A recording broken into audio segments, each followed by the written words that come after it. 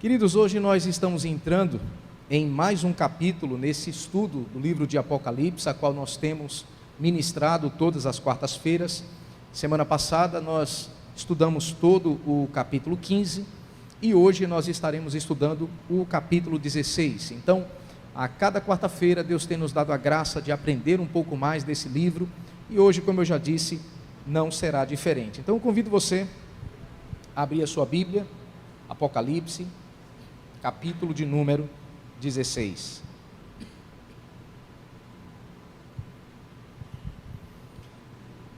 Apocalipse, capítulo 16, diz assim a palavra do nosso Deus: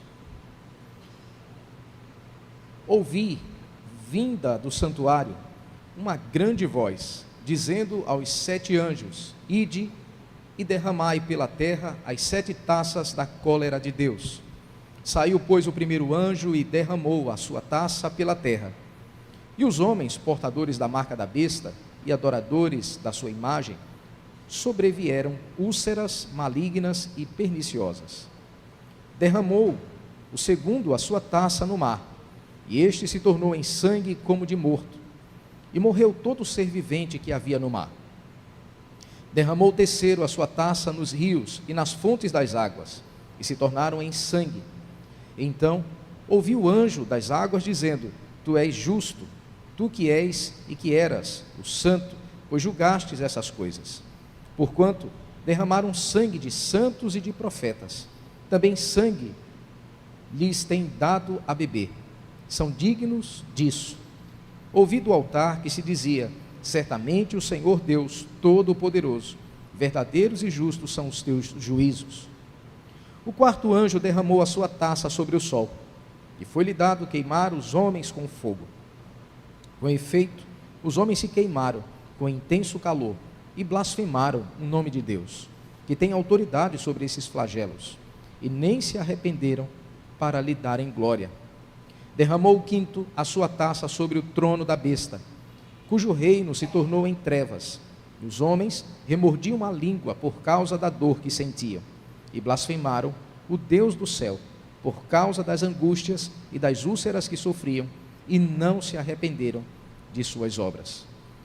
Derramou o sexto a sua taça sobre o grande rio Eufrates, cujas águas secaram, para que se preparasse o caminho dos reis que vem do lado do nascimento do sol. Então vi sair da boca do dragão, da boca da besta e da boca do falso profeta 3 espíritos imundos, semelhantes a rãs, porque eles são espíritos de demônios, operadores de sinais, e se dirigem aos reis do mundo inteiro, com o fim de ajuntá-los para a peleja do grande dia do Deus Todo-Poderoso. Eis que venho como vem um ladrão, e bem-aventurado aquele que vigia e guarda as suas vestes, para que não ande nu, e não se veja a sua vergonha.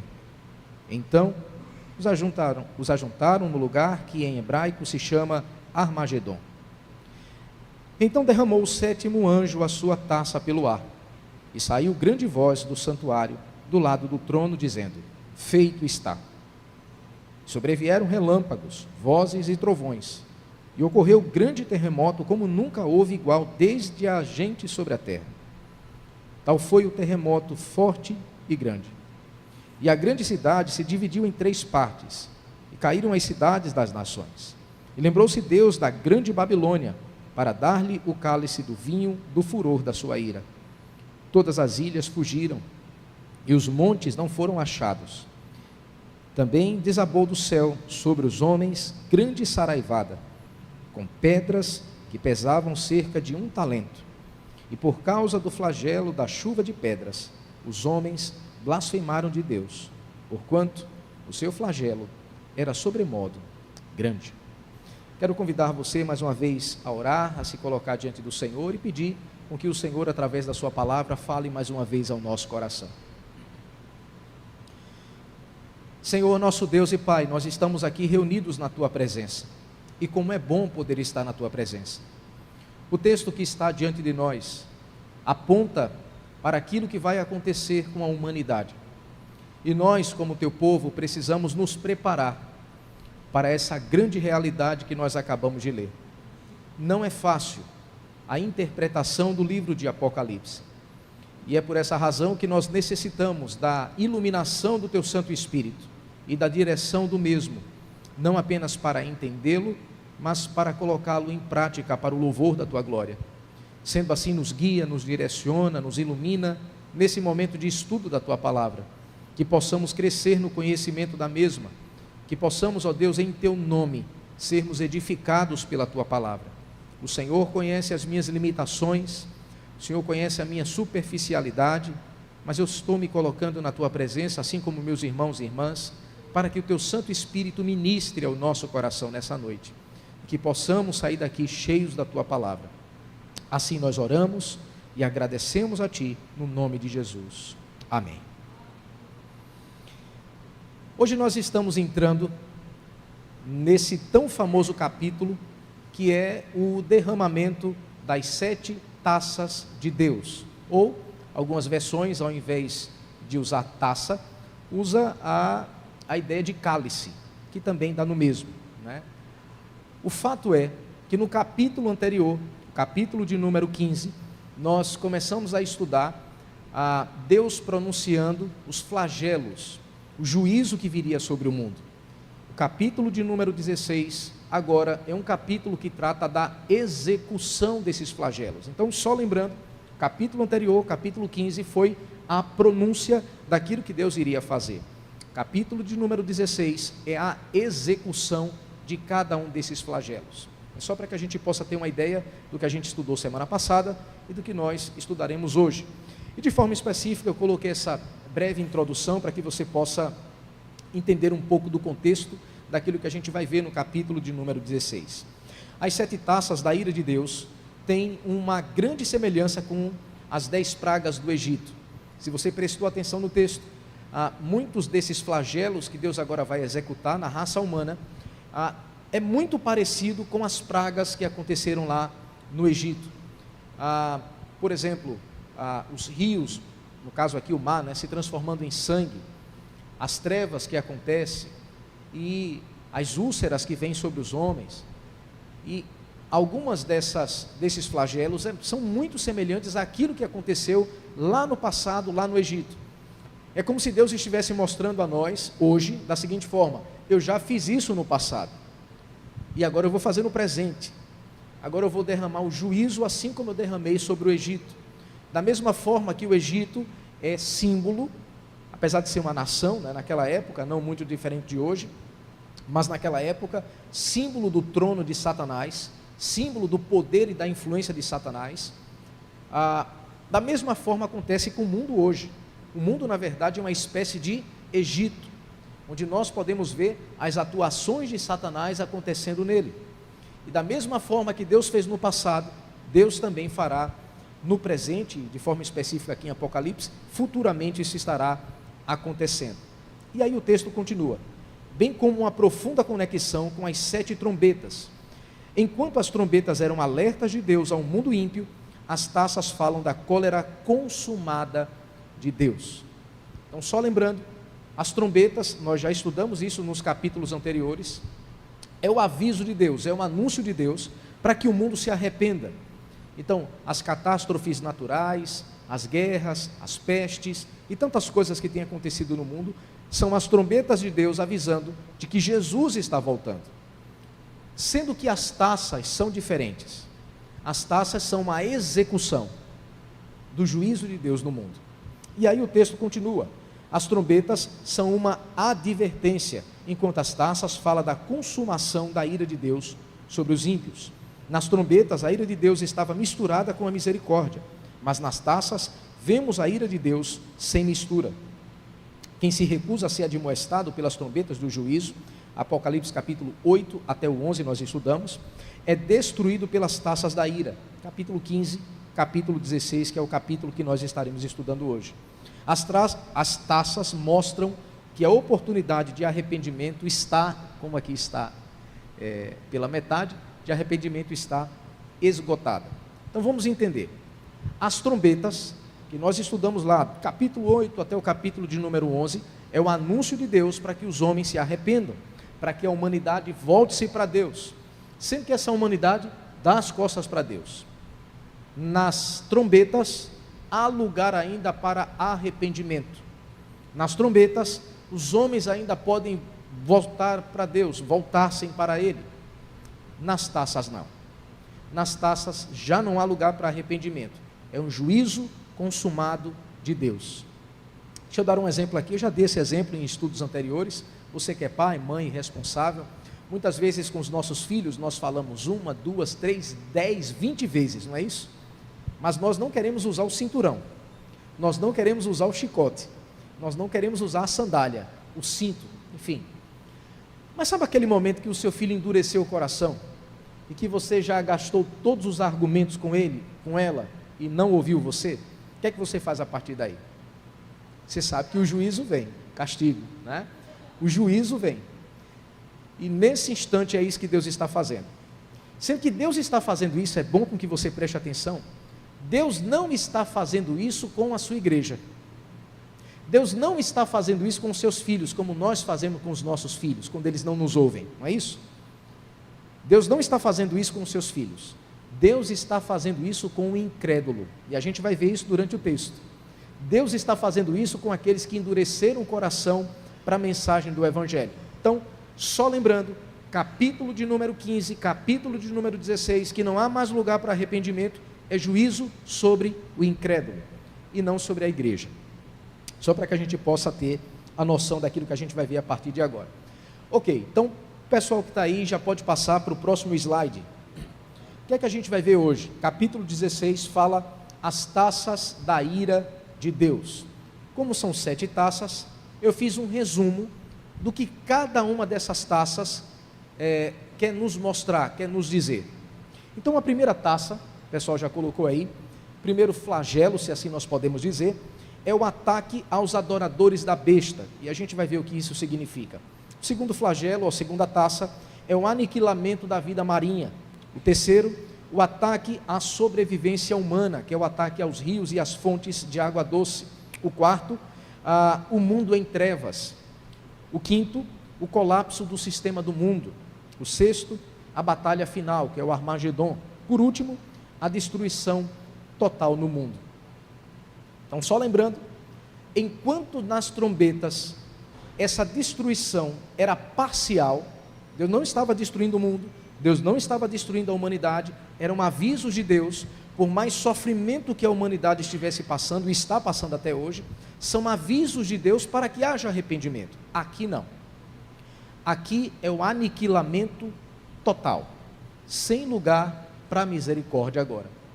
E aí a gente vai ver cada uma dessas taças, a qual nós acabamos de ler, estudando aqui, como diz e como nos ensina o próprio texto, verso por verso, para que a gente possa ir entendendo cada um desses flagelos nessa noite.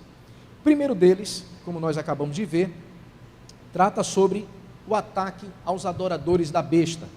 Verso 1 diz assim: ouvi, vinda do santuário, uma grande voz dizendo aos 7 anjos: ide e derramai pela terra as 7 taças da cólera de Deus. Então aqui há uma ordem de execução.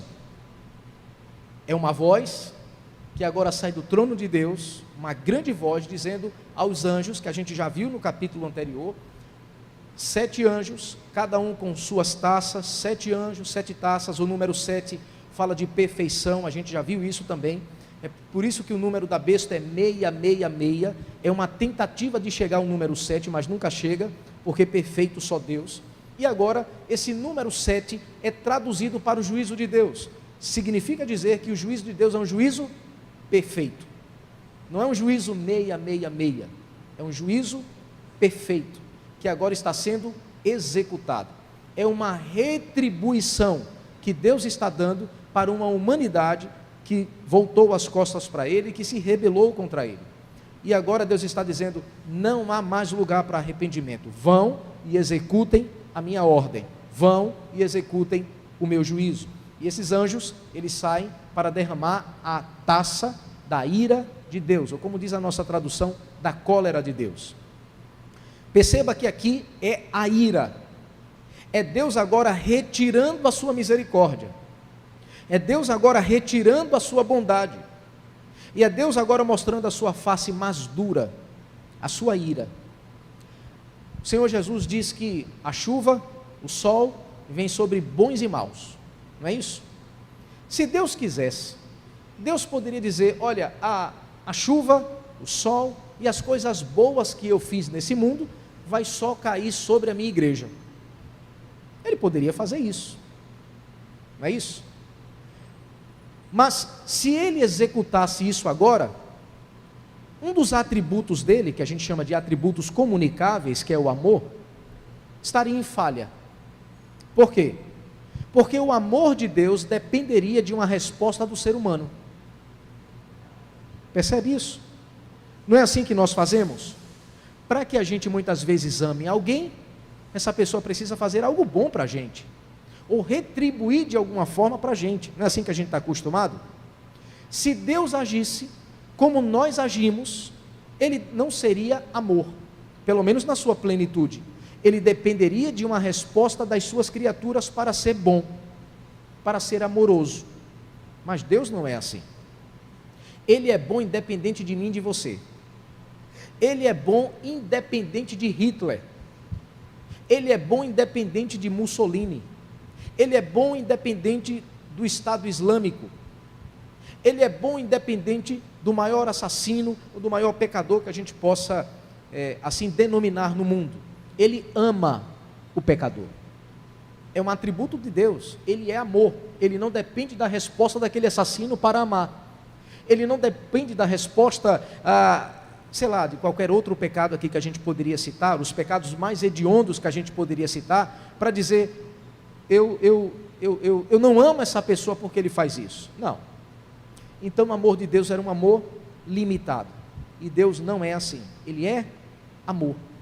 O amor dele não depende da resposta dos seres humanos, sendo que aqui é diferente. Aqui Deus está retirando o seu amor, a sua misericórdia e a sua graça. E como eu já disse, ele está retribuindo aquilo que as pessoas sempre fizeram.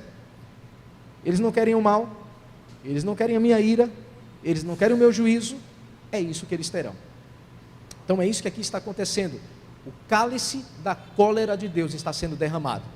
Verso de número 2 diz da seguinte forma: saiu, pois, o primeiro anjo e derramou a sua taça pela terra, e os homens, portadores da marca da besta e adoradores da sua imagem, sobrevieram úlceras malignas e perniciosas. Sobre quem cai a primeira taça? Sobre a igreja? Sobre os adoradores de Deus? Sobre aqueles que têm a marca do Cordeiro, que é o Espírito Santo? Não. Sobre os adoradores da besta, que é Satanás. Aqueles que carregam a sua imagem. E aqui eu já expliquei para vocês, né? Existe uma ficção. Se você não estava aqui quando eu expliquei, por favor, me permita explicar, e aqueles que já estavam aqui vão ouvir de novo. Existe uma ficção científica que as pessoas acreditam, por não conhecerem o texto de Apocalipse, que a marca da besta é aquela famosa marca que a gente costuma ouvir, que é uma marca na testa e nessa parte aqui das mãos, né? E as pessoas dizem que é um chip, é isso, é aquilo. Eu digo, isso é ficção científica, isso não tem nada a ver com Bíblia. Apocalipse é um livro simbólico. Quando ele fala de testa, ele está apontando para a cabeça, que é forma de pensar. Quando ele fala de mãos, marca da besta na mão, é forma de agir, é modo de vida.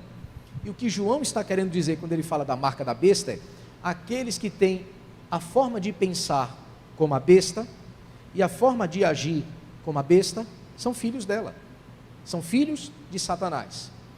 E quem é que tem essa marca? Os incrédulos, aqueles que ainda não se submeteram à mensagem do Evangelho, aqueles que não se arrependeram dos seus pecados. Eles pensam como o sistema desse mundo, que é influenciado por Satanás. Eles agem como o sistema desse mundo, que é influenciado por Satanás. Nesse sentido, essas pessoas que têm essa marca do seu pai, que é Satanás, é isso que está acontecendo aqui. É Deus derramando a sua ira sobre essas pessoas. Enfermidades. Diz o texto aqui, úlceras, né?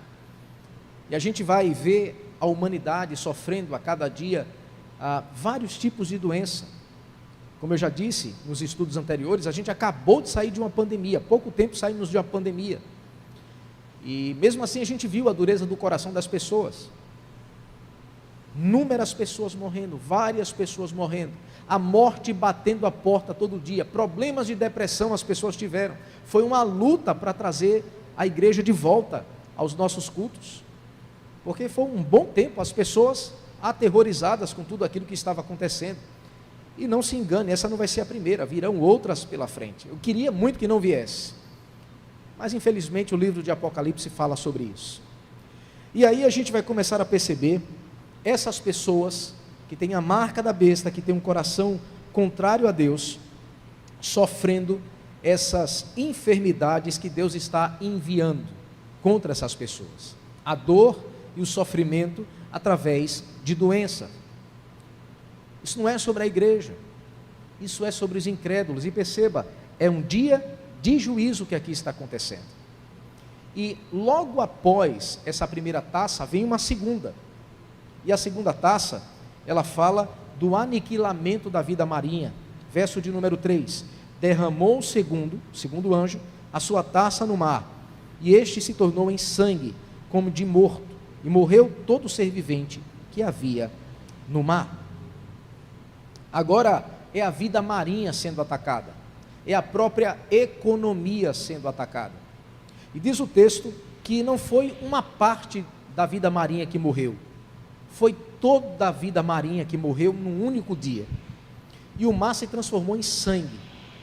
E aqui não tem nada de literalidade. Aliás, desculpa, aqui não tem nada de simbolismo. Aqui é literal mesmo. No livro de Apocalipse até então a gente vem tratando algumas partes de forma simbólica, não é isso? Aqui não. Aqui é ira mesmo. Aqui é literal mesmo, não tem simbologia. Aqui é a vida marinha mesmo morrendo. Imagine aí o mar, o oceano, ao invés de você ver aquela cor azul turquesa, verde, você agora vê sangue.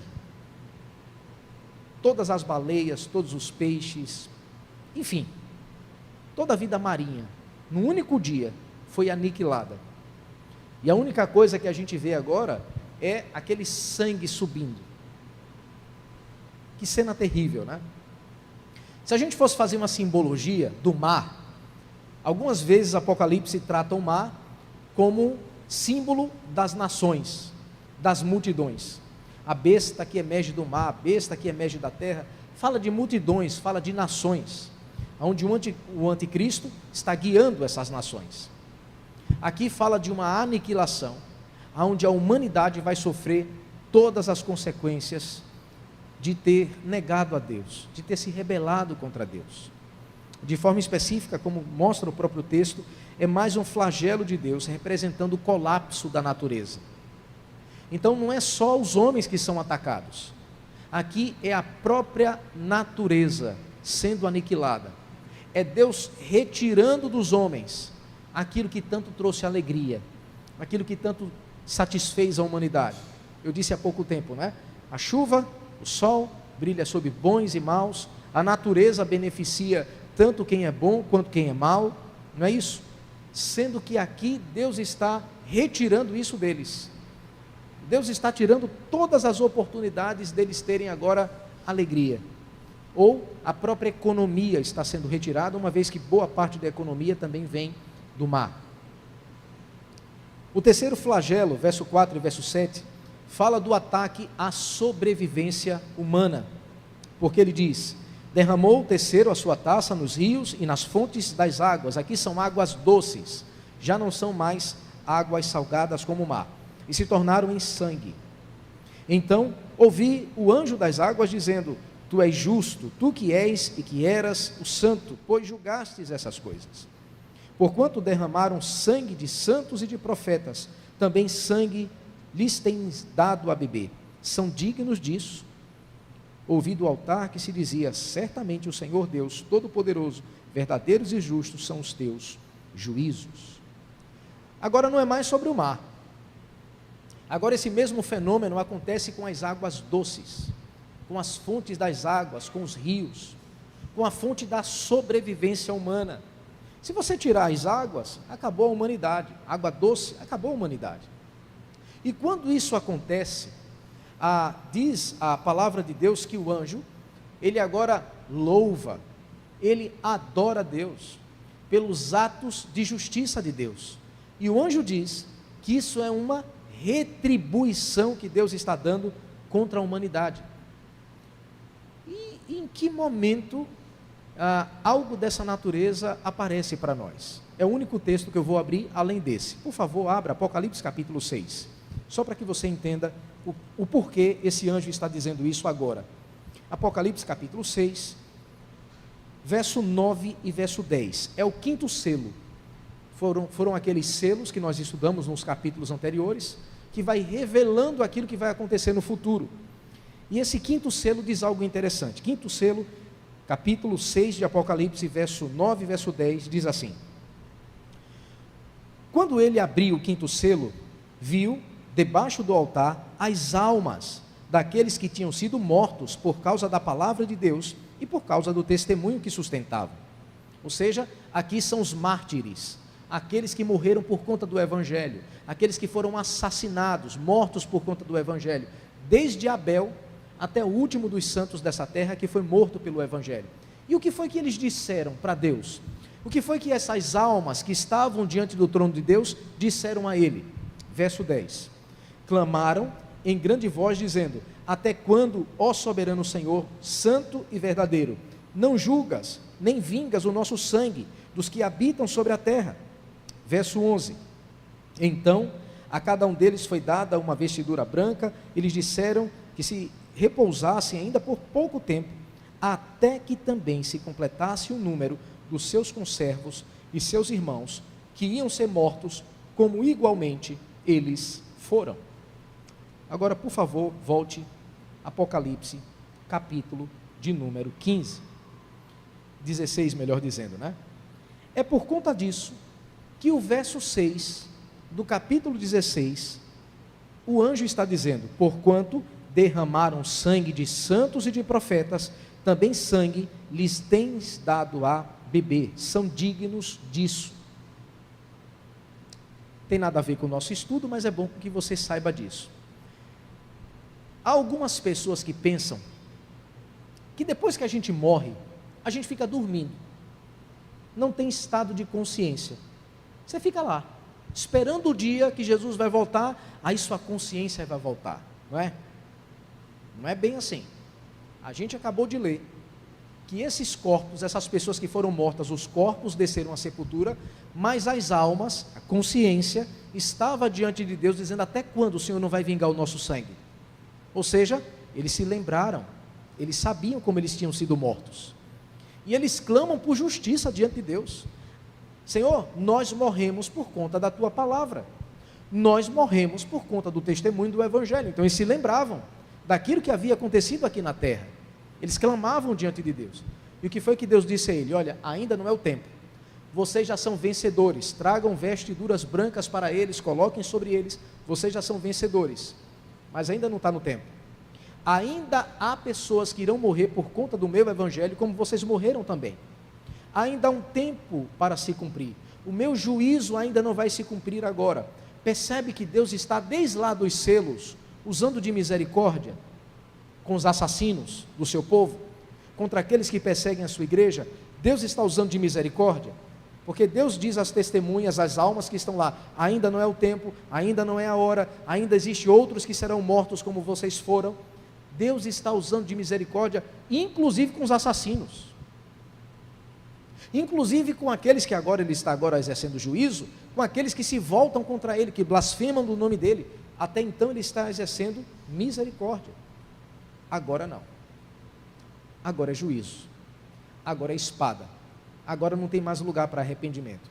Por conta disso, o anjo está dizendo: eles são dignos de beber sangue, porque derramaram sangue. Essas águas que eram doces e que agora se transformaram em sangue, eles são dignos de que bebam, porque eles derramaram sangue dos teus santos, que é os crentes, derramaram sangue dos teus profetas. E é isso que aqui está acontecendo. Por isso o anjo louva, o anjo adora ao Senhor, dizendo: o teu juízo é perfeito. Não é isso que diz o verso 7? Quando diz: ouvi do altar que se dizia: certamente, ó Senhor Deus Todo-Poderoso, verdadeiros e justos são os teus juízos. Verdadeiros e justos são os teus juízos. Aqueles que não ouvem a advertência de Deus receberá o justo juízo de Deus.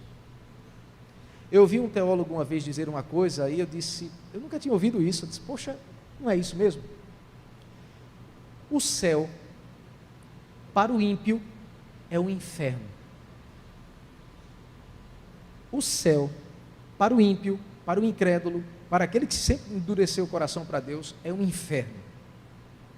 Porque ele não quer louvar a Deus, ele não quer adorar a Deus, ele não louva ao Senhor. Por isso ele vai para o seu devido lugar. É por essa razão que são 7 taças, 7 anjos, juízo perfeito. Não há o que fazer. E agora essa voz diz: santo e justo são os teus juízos, ó Todo-Poderoso. Mas não para por aí. Existe o 4º flagelo, que diz: o 4º anjo, verso 8, derramou a sua taça sobre o sol, e foi-lhe dado queimar os homens com fogo. Com efeito, os homens se queimaram com intenso calor e blasfemaram o nome de Deus, que tem autoridade sobre esses flagelos, e nem se arrependeram para lhe darem glória. Olha que coisa terrível aqui está acontecendo. Agora o céu é atacado, os corpos celestes são atacados. Agora é o sol que sempre trouxe vida, calor, abundância, iluminava, agora traz 2 sofrimentos. Agora a pele dos homens são queimadas, a intensidade do calor, eles estão num forno, a terra se transforma num verdadeiro forno. E diz o texto que mesmo assim, eles blasfemam contra Deus, e eles não se arrependem dos seus pecados. A figura do sol é uma figura que não só traz calor, mas também ilumina. Sendo que agora existe trevas para essas pessoas. Trevas não no sentido que o sol se apagou, porque o texto não diz isso. O texto diz que a intensidade do calor aumentou e queimou os homens. Diz o texto que aquilo que sempre foi bênção, agora se transforma em maldição para a raça humana.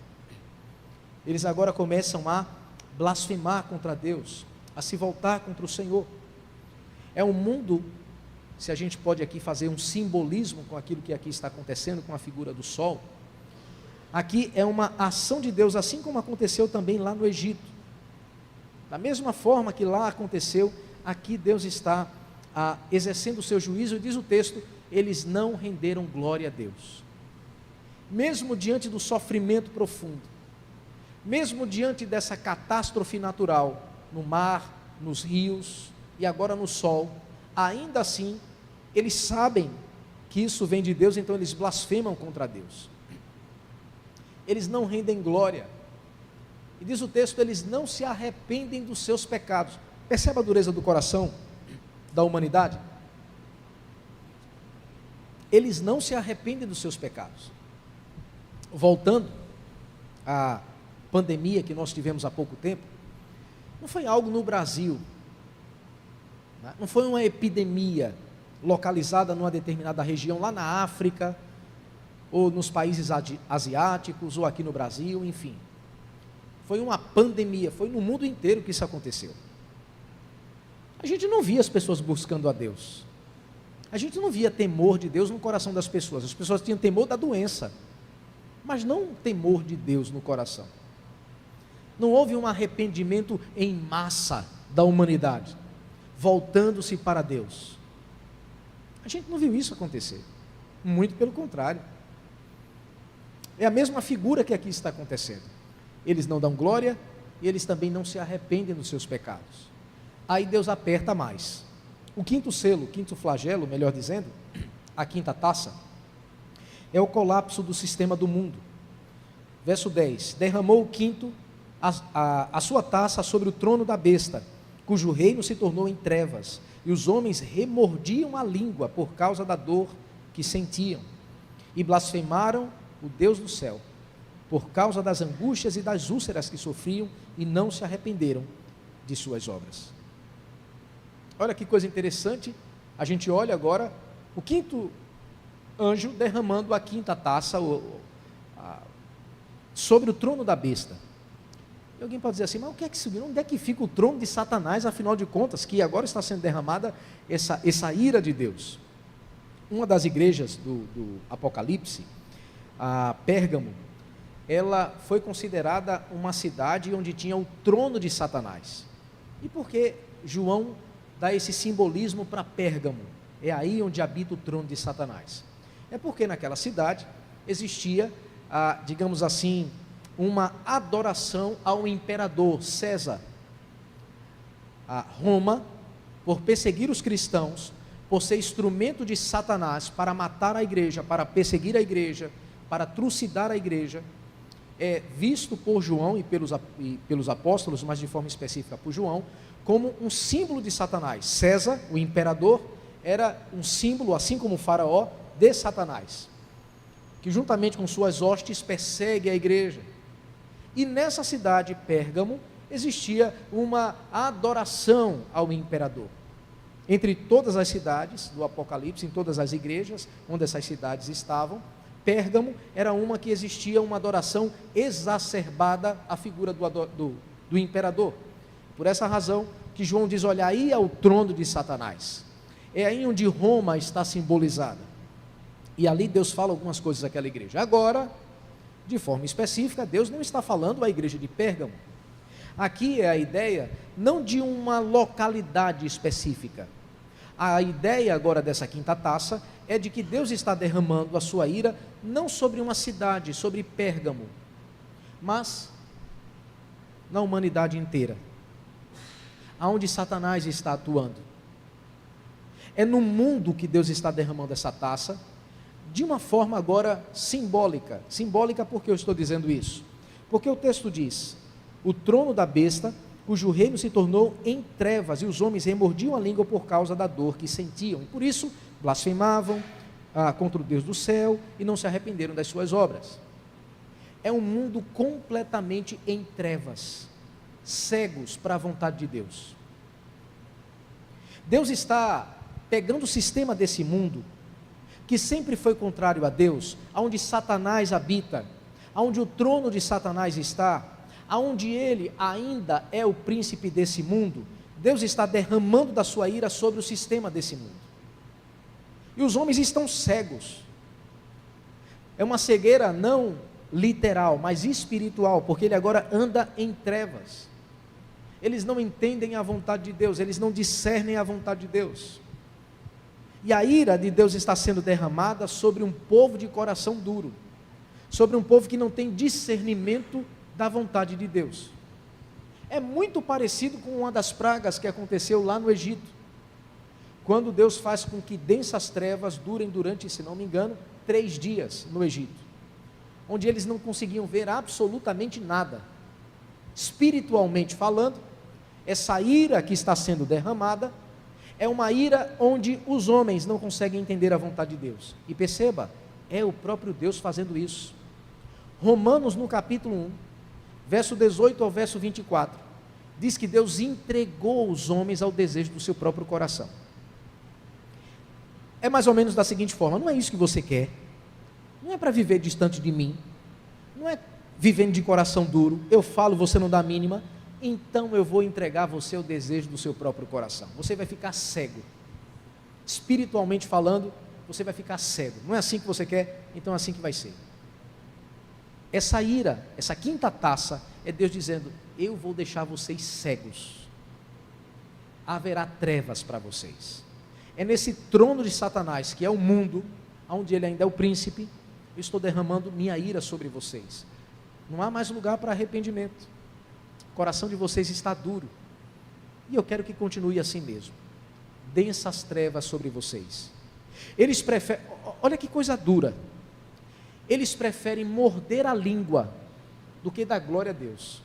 Percebe a ilustração? Eles preferem morder a língua do que abrir a boca em louvor a Deus, em adoração a Deus, em arrependimento a Deus. Eles não se arrependem, dos seus pecados. A mesma coisa, não sei se você percebeu, diversas vezes João está dizendo a mesma coisa. Eles não dão glória a Deus e eles não se arrependem dos seus pecados. A outra taça, eles não dão glória a Deus e eles não se arrependem dos seus pecados. É Deus quebrando o sistema desse mundo. Mas não para por aí. Entra em cena agora uma outra taça, a sexta taça, ou sexto flagelo, que é a batalha final. O texto diz: derramou o sexto a sua taça sobre o grande rio Eufrates, cujas águas secaram, para que se preparasse o caminho dos reis que vem do lado do nascimento do sol. Então vi sair da boca do dragão, da boca da besta e da boca do falso profeta 3 espíritos imundos semelhantes a rãs, porque eles são espíritos de demônios, operadores de sinais, e se dirigem aos reis do mundo inteiro com o fim de ajuntá-los para a peleja do grande dia do Deus Todo-Poderoso. Eis que venho como vem um ladrão. Bem-aventurado aquele que vigia e guarda as suas vestes, para que não ande nu e não veja a sua vergonha. Então os ajuntaram no lugar que em hebraico se chama Armagedon. Esse trecho, ele é um trecho que ele junta algumas figuras que são retiradas do Antigo Testamento. Só lembrando para vocês, João é judeu. Essas figuras que ele está trazendo para o Novo Testamento, é lá do Antigo Testamento, e que eram tão conhecidas do povo judeu, e agora está sendo conhecida por todos nós. Diz o texto que Deus agora está abrindo caminho, né? O grande rio Eufrates, que é um rio, ainda existe logicamente esse rio, simbolicamente, as águas estão secando, e agora os reis desse mundo estão passando por aquele rio, estão se ajuntando num determinado lugar, a qual a besta, o falso profeta, como diz o próprio texto, né? A besta, o falso profeta e o dragão, né? Eles estão se juntando, e da boca deles, do ensino deles, das palavras deles, eles estão influenciando os líderes da nação. Os líderes do mundo estão sendo influenciados por esse trio do mal, pelas suas ideias, pelas suas filosofias, pelas artes, pela música, pela literatura. Eles estão sendo influenciados com que objetivo? Para se juntarem contra Deus, para serem influenciados para lutarem contra a igreja. Num local, como diz o próprio texto, a grande batalha no Armagedon. Também uma figura simbólica, é um monte que lá no Antigo Testamento, Juízes capítulo 4, Juízes capítulo 5, vai falar um pouco dessa luta literal que houve lá, um monte que tinha o nome de Megido, e que também simbolicamente é chamado de Armagedon, um determinado local, onde essas hostes malignas, que são os reis desse mundo, que são os incrédulos desse mundo, influenciados por esses ensinos de demônios, simbolizados nesses espíritos que parecem rãs, e que diz o próprio texto, são demônios, que influenciam os líderes da nação, e posteriormente também está influenciando as pessoas que fazem parte das nações a qual esses líderes lideram. É a humanidade influenciada por Satanás que agora está se juntando contra Deus, contra a igreja e contra o seu povo, numa grande batalha. E diz o texto, lá no Antigo Testamento, que o povo de Deus, Israel, se viu acuado nessa batalha, porque as nações pagãs eram maiores e mais fortes do que Israel, mas foi aí que Deus entrou em cena, foi aí que Deus disse, sai da frente, sou eu que vou lutar em favor de vocês. Muito parecido também com aquilo que aconteceu na 10ª praga, quando Israel se viu, olhou para o mar, não tinha para onde correr, olhou para trás, Faraó com todo o seu exército, eles clamam a Moisés, Moisés clamam a Deus, e Deus diz, olha, por que vocês estão clamando a mim? E ali Deus age a favor do seu povo, e extermina Faraó com todo o seu exército, símbolo desse mundo. A mesma coisa aqui vai acontecer. Aqui o que está acontecendo é um juízo de Deus de forma específica. Eu até peguei um autor que dizia assim, o sexto flagelo, que é esse que nós acabamos de ler, fala do Armagedon, que é a segunda vinda de Cristo. Esse sexto selo é a segunda vinda de Cristo. Já houve a primeira, ele veio com graça, com misericórdia, com perdão. Ele veio como um cordeiro mudo que tira o pecado do mundo. Agora não. Agora é a segunda vinda. Agora os céus se abrem. Anjos e miríades estão vindo com o Senhor para essa batalha. E não adianta os ímpios lutarem. Agora o juízo vai ser derramado sobre eles. Não adianta usar contra os anjos armas nucleares, foguetes, bombas, fuzis, ou seja lá as armas que eles quiserem usar. Agora o reino espiritual está entrando no reino material para dar fim à história. E é isso que nós vamos ver agora nesse último selo. O sétimo selo fala da destruição total do mundo, porque diz assim: então derramou o sétimo anjo a sua taça pelo ar, e saiu grande voz do santuário do lado do trono, dizendo: feito está. E sobrevieram relâmpagos e vozes e trovões, e ocorreu grande terremoto, como nunca houve igual, desde que há gente sobre a terra. Tal foi o terremoto forte e grande, e a grande cidade se dividiu em 3 partes, e caíram as cidades das nações. E lembrou-se Deus da grande Babilônia, para dar-lhe o cálice do vinho do furor da sua ira. Todas as ilhas fugiram, e os montes não foram achados. Também desabou do céu sobre os homens grande saraivada, com pedras que pesavam cerca de 1 talento. E por causa do flagelo da chuva de pedras, os homens blasfemaram de Deus, porquanto o seu flagelo era sobremodo grande.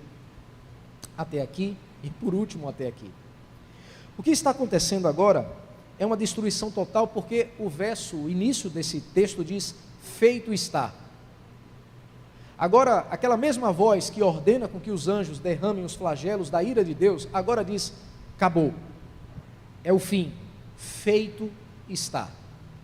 E agora você vai ver o mundo entrando em colapso. E quando eu falo mundo, eu estou falando não de pessoas, agora eu estou falando não do sistema nem de pessoas, é a própria estrutura do mundo agora entrando em colapso. São os corpos celestes caindo, é o mar agora sendo destruído, é a terra sendo destruída por completo, é o orgulho dos homens, as cidades que foram construídas agora ruindo diante do terremoto. É um cenário apocalíptico mesmo, aqui é literal. É toda a criação entrando em colapso de uma única vez. Mesmo assim os homens não se arrependem. Percebe que durante todos os flagelos, essa afirmação de João se repete: os homens blasfemaram contra Deus e não se arrependeram dos seus pecados. É Deus apertando, é Deus massacrando, é Deus destruindo, sendo que aqui agora é de forma literal e completa. E mesmo assim o texto se encerra dizendo: eles não se arrependeram e eles não deram glória a Deus. Aqui é a vitória final de Cristo. Aqui são a humanidade inteira sendo destruída de uma vez só. E eu quero encerrar esse estudo de hoje desbancando um jargão que nós temos. Esse jargão, ele diz da seguinte forma: quando alguém não vem pelo amor, ele vem o quê? Pela dor. Não é isso que nós sempre dizemos? Não vem pelo amor, vem pela dor. Você escolhe o quê? Vim pelo amor ou vim pela dor? O capítulo de número 16 derruba essa teoria. Mais dor do que isso que a gente está vendo aqui. E eles não se arrependem.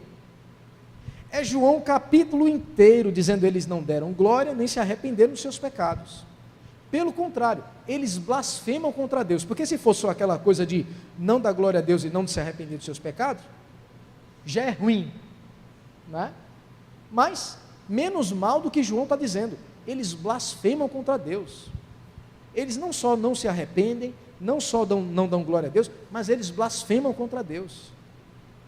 Eles ridicularizam a Deus, a sua palavra e a sua igreja. É um ataque direto contra Deus. E eles sabem que eles estão fazendo isso. E contra quem eles estão fazendo isso? Eles sabem. Então, o capítulo 16 derruba esse jargão que a gente tem. Se não vem pelo amor, vem pela dor. Aqui a gente não vê isso. É dor e sofrimento. E ninguém está se voltando para Deus. Eles estão sofrendo, mas eles não se voltam para Deus. Mas afinal de contas, por que eles não se voltam para Deus? Porque mesmo diante de tanto sofrimento, eles não se arrependem.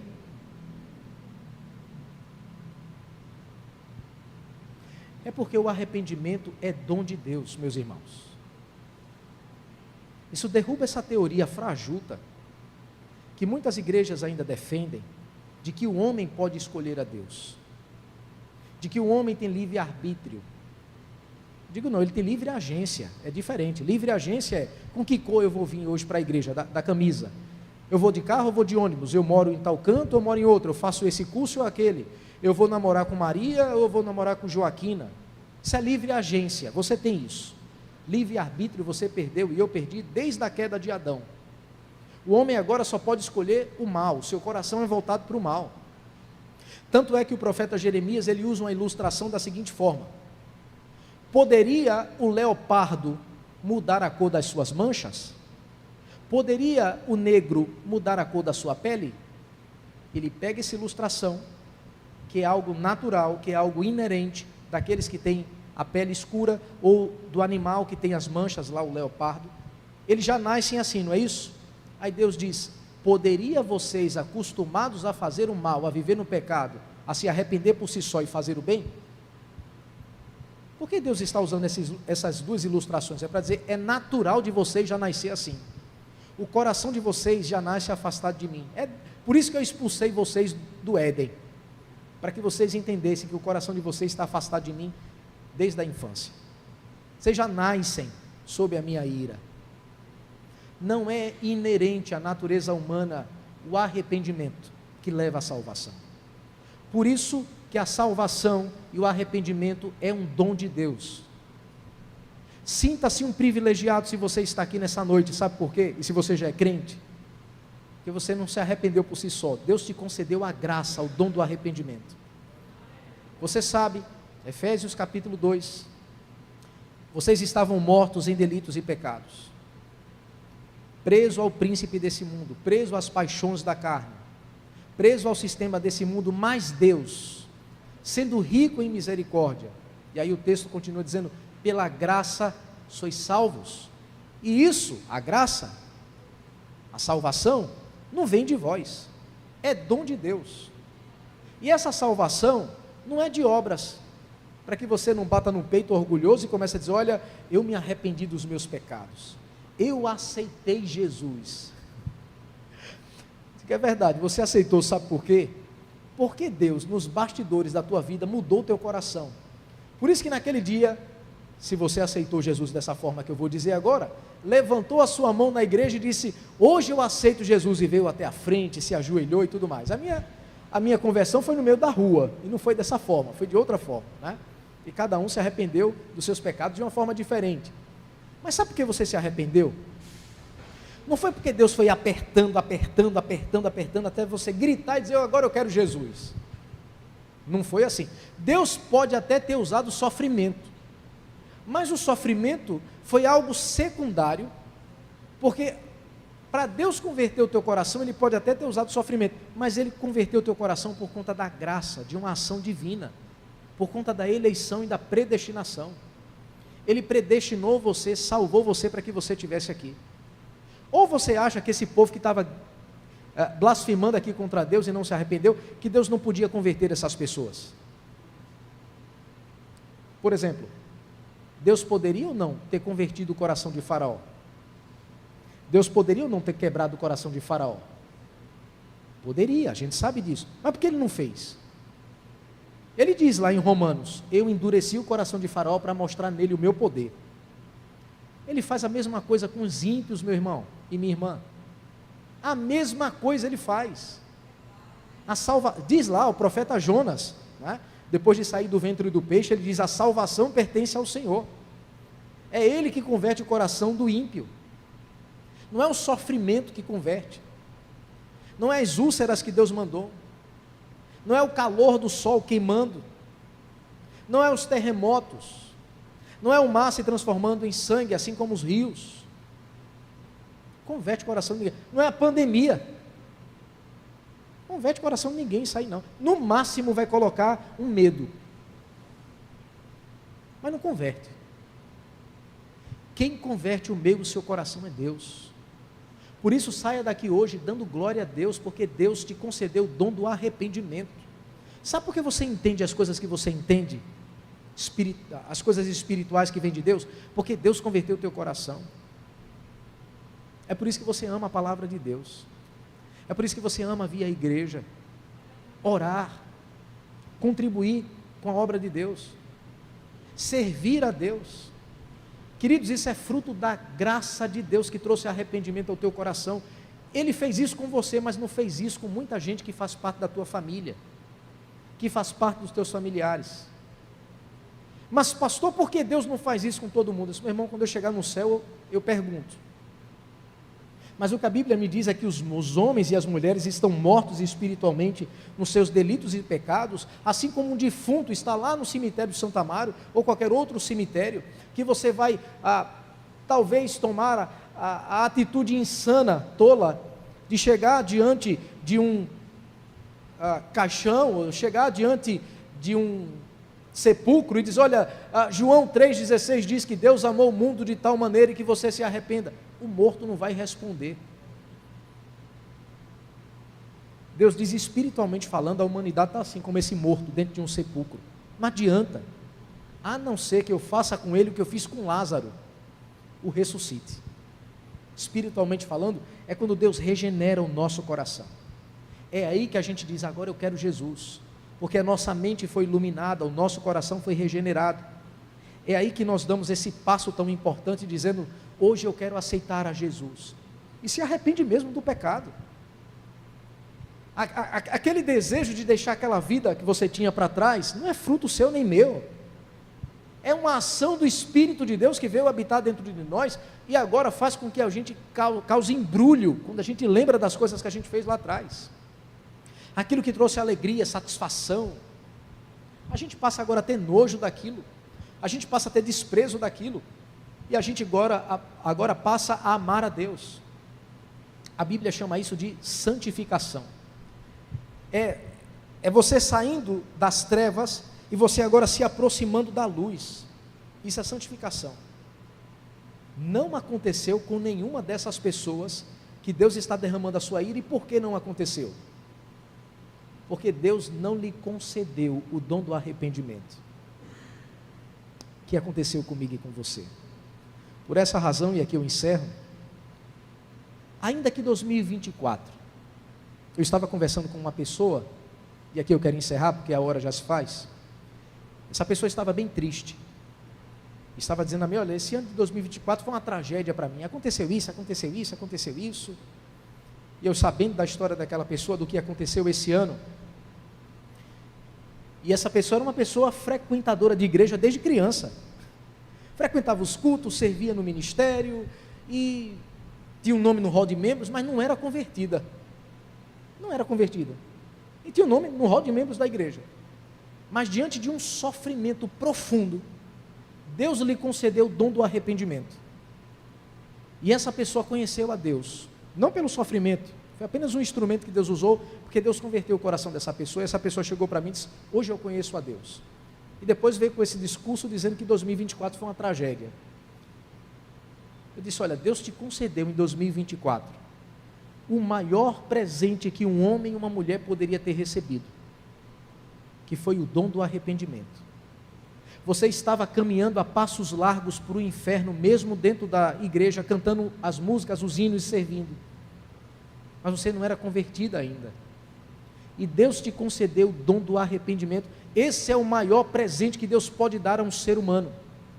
Ele poderia te dar tudo que Ele deu a Salomão, e ainda assim, do que adiantaria você para o inferno, com carro do ano, com mansão, com dinheiro à conta no banco? Do que adianta?